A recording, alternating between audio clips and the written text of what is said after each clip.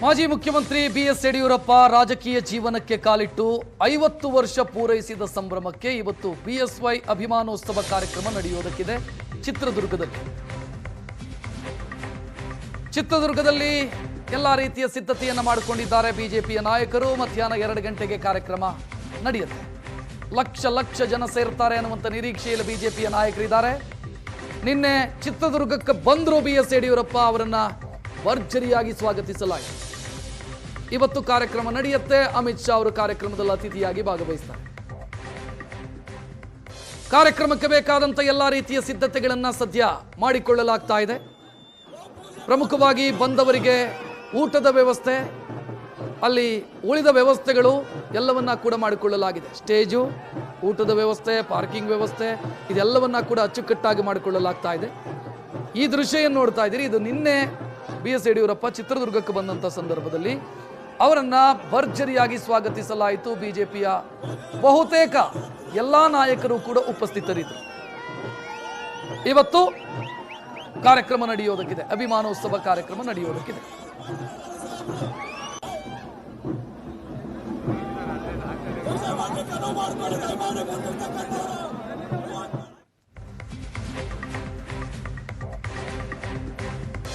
ಕಾರ್ಯಕ್ರಮಕ್ಕೆ ಕ್ಷಣಗಣನೆ.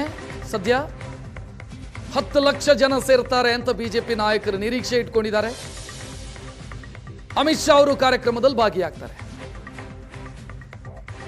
ರಾಜ್ಯದ ಬಹುತೇಕ ಎಲ್ಲಾ ಬಿಜೆಪಿ ನಾಯಕರು ಇವತ್ತಿನ ಕಾರ್ಯಕ್ರಮದಲ್ಲಿ ಭಾಗವಹಿಸ್ತಾರೆ. ಮಧ್ಯ ಕರ್ನಾಟಕ ಆಗಿರೋದ್ರಿಂದ ರಾಜ್ಯದ ಬೇರೆ ಬೇರೆ ಜಿಲ್ಲೆಯ ಬಿಜೆಪಿಯ ಕಾರ್ಯಕರ್ತರು, ಬಿಎಸ್ ಯಡಿಯೂರಪ್ಪ ಅವರ ಅಭಿಮಾನಿಗಳು ಬಂದು ತಲುಪೋದಕ್ಕೆ ಅನುಕೂಲ ಇದೆ. ಸೊ ಆ ಕಾರಣಕ್ಕಾಗಿ ಬೇರೆ ಬೇರೆ ಜಿಲ್ಲೆಗಳಿಂದ ಕಾರ್ಯಕರ್ತರು, ಬಿಎಸ್ ಯಡಿಯೂರಪ್ಪ ಅವರ ಅಭಿಮಾನಿಗಳು ದೊಡ್ಡ ಸಂಖ್ಯೆಯಲ್ಲಿ ಇವತ್ತು ಆಗಮಿಸ್ತಾ ಇದ್ದಾರೆ.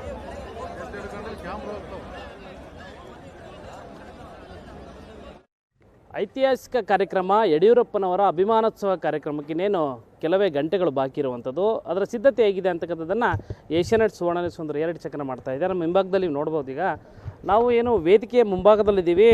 ಈ ಒಂದು ವೇದಿಕೆ ಚಿತ್ರದುರ್ಗ ನಗರದ ಹೊರವಲಯದಲ್ಲಿರ್ತಕ್ಕಂಥ ಮಾದಾರ ಚೆನ್ನಯ್ಯ ಗುರುಪೀಠದ ಮೈದಾನದಲ್ಲಿ ನಡೆಯುತ್ತಿರ್ತಕ್ಕಂಥ ವೇದಿಕೆಯ ಒಂದು ದೃಶ್ಯಾವಳಿಗಳಿವು. ಏನಂತಂದರೆ ವೇದಿಕೆ ಬೃಹತ್ತಾದ ಒಂದು ರೀತಿ ನೋಡ್ತಾ ಇದ್ದರೆ ಒಂದು ರಾಜಮನೆತನದ ಮೈಸೂರು ಅರಮನೆಯ ರೀತಿಯ ಒಂದು ವೇದಿಕೆಯ ಒಂದು ಸಿದ್ಧತೆ ಕೂಡ ರೆಡಿಯಾಗಿರ್ತಕ್ಕಂಥದ್ದು.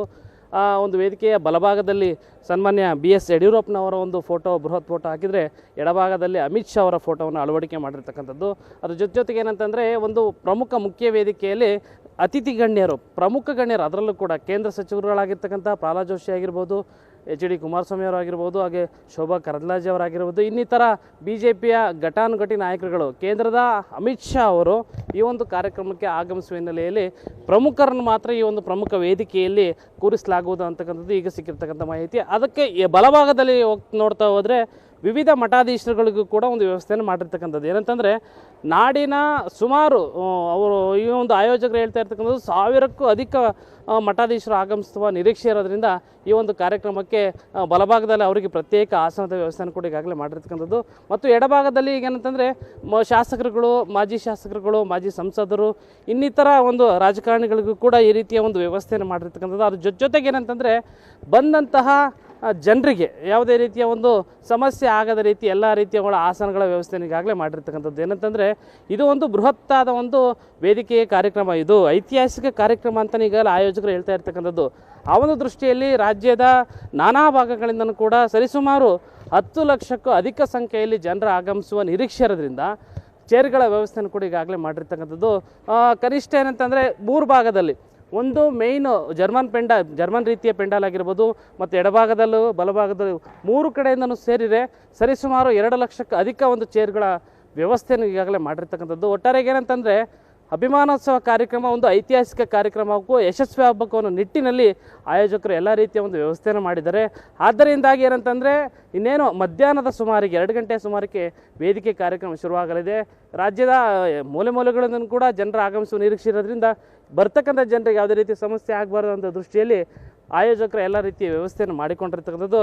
ಒಟ್ಟಾರೆ ಏನಂತಂದರೆ ಈ ಅಭಿಮಾನೋತ್ಸವ ಕಾರ್ಯಕ್ರಮ ಯಶಸ್ವಿ ಆಗಬೇಕು, ಇದೊಂದು ಯಡಿಯೂರಪ್ಪನವರ ಒಂದು 50 ವರ್ಷದ ಸಾರ್ಥಕ ಜೀವನದೇನಿದೆ ಅದು ಸಂಪೂರ್ಣವಾಗಿ ಐತಿಹಾಸಿಕವಾಗಬೇಕು. ಆ ಒಂದು ದೃಷ್ಟಿಯಲ್ಲಿ ಈ ಒಂದು ಕಾರ್ಯಕ್ರಮ ಯಶಸ್ವಿ ಆಗಲೇಬೇಕನ್ನೋ ದೃಷ್ಟಿಯಲ್ಲಿ ಜನರು ಕೂಡ ಆಗಮಿಸ್ತಾ ಇದ್ದಾರೆ.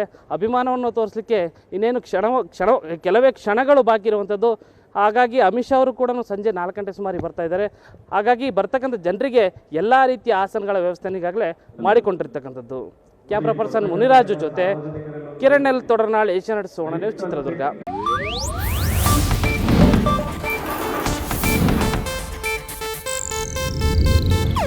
ಇದು ಏಷ್ಯಾನೆಟ್ ನ್ಯೂಸ್ ನೆಟ್ವರ್ಕ್ ಪ್ರಸ್ತುತಿ.